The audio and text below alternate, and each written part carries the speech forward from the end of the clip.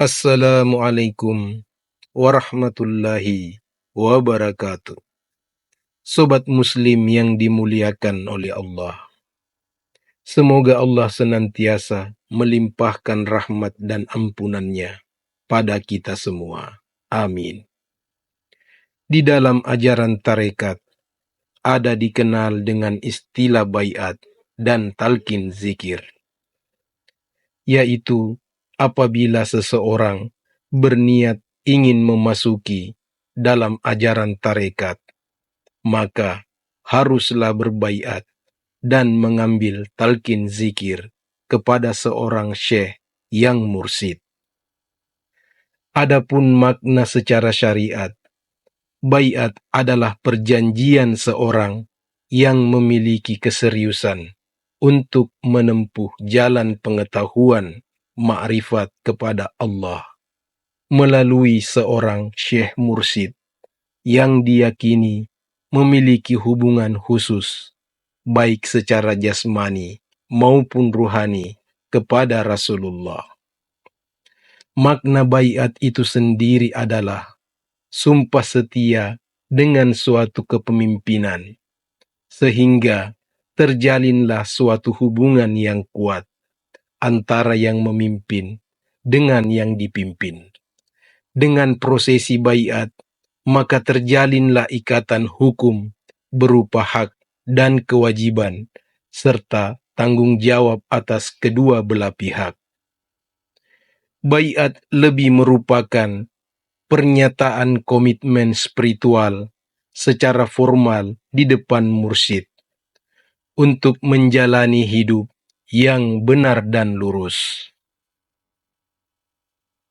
Baiat dapat menjadi prosesi terapi bagi seorang murid untuk hijrah dari suasana batin yang keruh, kelam, kepada suasana batin yang baru, dan memberikan motivasi berkomitmen untuk menjalani kehidupan yang benar.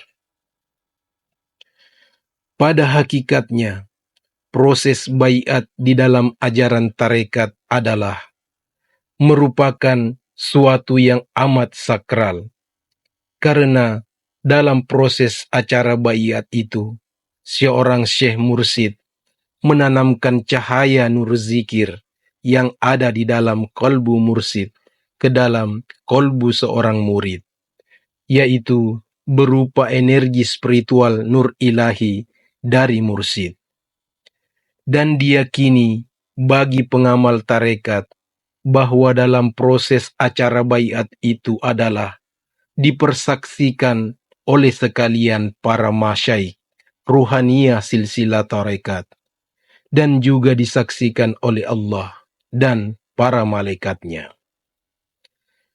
Cahaya nur zikir yang ditanamkan oleh syekh mursyid ke dalam hati seorang murid itu juga dapat diibaratkan seperti menyambung kabel energi arus listrik dari gardu listrik kepada sebuah rumah baru, sehingga rumah tersebut sudah mempunyai cahaya terang disebabkan kabel listriknya sudah tersambung.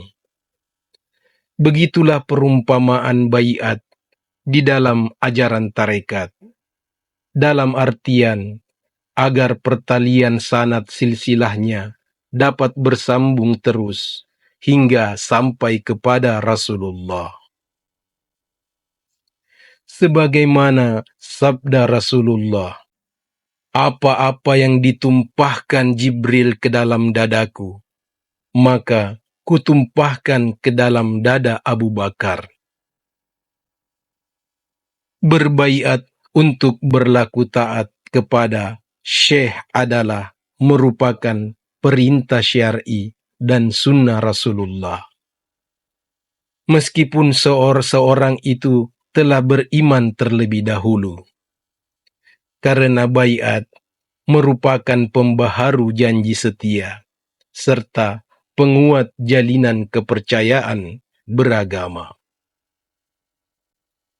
Setelah selesai acara talqin dan baiat, maka telah terjalinlah suatu ikatan batin yang kuat antara seorang syekh dengan muridnya itu, dan masing-masing memiliki hak dan kewajiban. Hak mursyid adalah untuk ditaati sepenuhnya oleh murid, dan kewajiban seorang syekh mursyid adalah membimbing secara zahir dan batin kepada para pengikutnya untuk tetap istiqomah kepada jalan yang lurus. Jalan yang lurus adalah merupakan anugerah yang besar yang hanya dibawa oleh orang-orang pilihannya. Anugerah Allah kepada manusia pilihan Allah tersebut adalah para nabi dan para rasulnya. Juga di dalamnya adalah al-ulama, pewaris nabi yang melanjutkan tongkat estafet kepemimpinan selanjutnya. Hak murid adalah untuk dipimpin, dibimbing, diberi petunjuk kepada jalan yang lurus. Posisi Syekh Mursyid adalah sebagai konsultan yang menampung persoalan atau problematika dari para muridnya. Dan murid mempunyai hak untuk bertanya terhadap semua persoalan yang belum atau tidak mampu dipecahkannya. Kewajiban murid adalah sami'na wa ata'na, mendengar dan mematuhi. Tidak ada pilihan melainkan bersikap taat dan turut perintah. Hal ini disebabkan karena telah terbangun keimanannya kepada mursyid yang telah dipilih Allah dan diyakini mendapatkan mandat ilahiyah yang membawa kebijakan Allah. Modal itulah yang melandasi sikap sami'na wa ata'na. Sikap ini bukan taklid yang dilakukan tanpa dilandasi ilmu pengetahuan, tapi didasarkan atas kesadaran dan keimanan. Pengabdian seorang utusan Allah, baik dari kalangan nabi atau ulama penerusnya, adalah sebagai pendidik, muallim bagi umatnya. Dialah yang mengutus kepada kaum yang buta huruf seorang rasul di antara mereka, yang membacakan ayat-ayatnya kepada mereka, mensucikan mereka, dan mengajarkan mereka kitab dan hikmah. Dan sesungguhnya mereka sebelumnya benar-benar dalam kesesatan yang nyata. Baiat disebut juga dengan ijazah. Ijazah mengandung arti memberikan suatu amalan atau wirid kepada murid. Baiat, talqin, dan ijazah dipadukan dalam satu kesatuan. Baiat mengandung kesepakatan terhadap kepemimpinan yang di dalamnya mengandung pendidikan atau pengajaran, sekaligus adanya pemberian amalan wirid. Wirid dan dalam ijazah mesti dilakukan oleh setiap murid untuk mengikat batin agar tercipta kelangsungan bimbingan dari seorang guru kepada murid-muridnya. Karena bimbingan Islam tidak dibatasi waktu dan tempat, kapanpun dan dimanapun, bimbingan tarbiyah ruhiyah bisa dirasakan. Seorang murid mesti memiliki daya juang, mujahadah, untuk mendapatkan hubungan tarbiyah berjalan dengan baik. Salah satunya dengan melaksanakan aurat zikir yang diterimanya.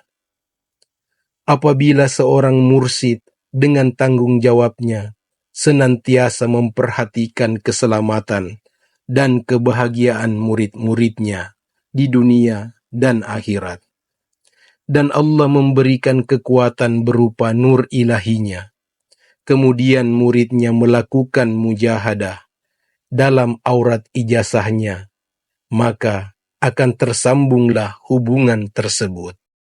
Bahwasanya orang-orang yang bersumpah setia kepada mursyidnya, sesungguhnya mereka bersumpah setia kepada Allah. Kekuasaan Allah di atas kekuasaan mereka, Maka barang siapa yang melanggar janjinya, niscaya akibatnya ia melanggar janji itu akan menimpa dirinya sendiri. Dan barang siapa menepati janjinya kepada Allah, maka Allah akan memberinya pahala yang besar. Seorang mursyid bertugas melakukan bimbingan, mencurahkan pikiran dan strategi, membuat berbagai metodologi dan inovasi, supaya kebijakan yang dibawanya bisa direspon dan diamalkan oleh murid. Tanggung jawab seorang mursyid itu begitu besar, karena berupa risalah al-Islamiyah yang pernah ditawarkan kepada seluruh makhluk lain sebelum manusia. Mereka tidak sanggup memikulnya. Firman Allah, sesungguhnya kami telah mengemukakan amanat kepada langit, bumi, dan gunung-gunung. Maka semuanya enggan untuk memikul amanat itu, dan mereka khawatir akan mengkhianatinya. Dan dipikullah amanat itu oleh manusia. Sesungguhnya manusia itu amat zalim dan amat bodoh. Tanggung jawab seorang mursyid bersifat internal dan eksternal, lahir dan batin, yang skalanya sangat luas. Sedangkan seorang murid minimal mempertanggungjawabkan dirinya masing-masing. Kewajiban yang diistiqomahkan akan menghasilkan kualitas diri yang baik. Bahkan diharapkan menjadi hamba-hamba pilihan. Jadi, kesimpulannya, baiat seorang murid adalah untuk mendidik supaya seorang murid dapat menjadi pribadi yang taat dan suri toladan bagi manusia.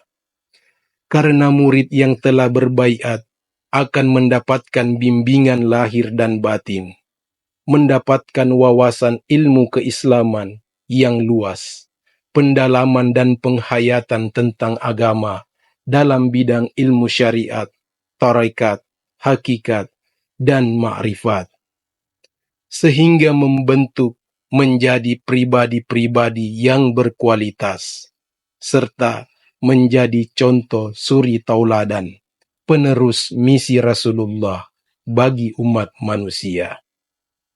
Segala puji milik Allah semata. Semoga bermanfaat dan memberi manfaat bagi kita semua. Wassalam.